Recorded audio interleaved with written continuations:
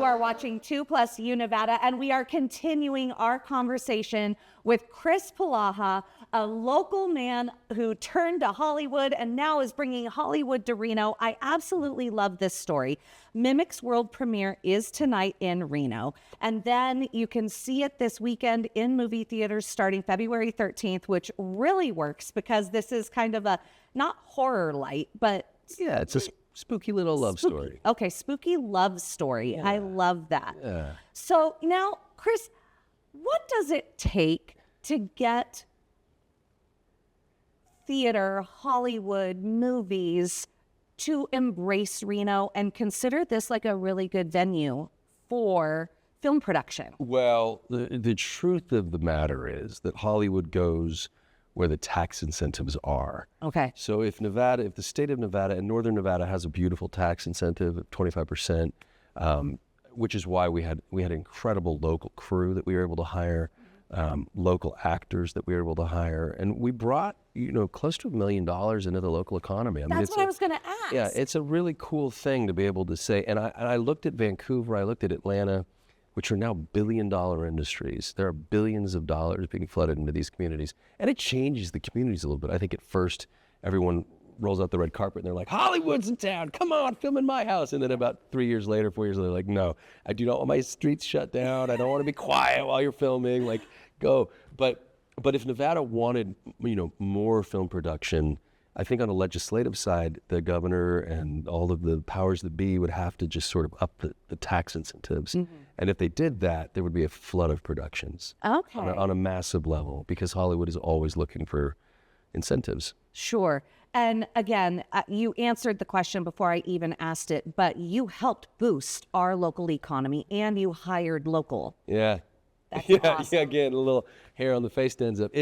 What a gift to be able to hire people and pay people a wage to make a living and create art, and what an awesome thing. And you guys crushed it. You know who you are. You live here, you work here, you made this movie happen. And then to take the victory lap at the Pioneer Center tonight for the world premiere is another sort of dream come true. It is all mind-bogglingly, like overwhelmingly, and the feeling that I have is intense gratitude.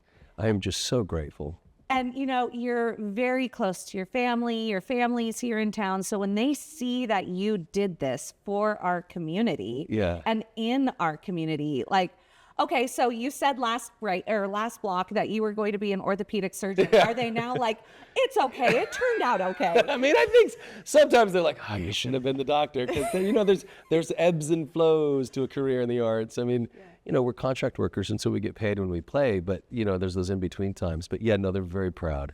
I get my brother, who's in Utah right now, on a awesome recovery from a surgery that he just had, he's not able to make it tonight. And I could tell just how proud they are. They're like, dude, this is a very cool thing.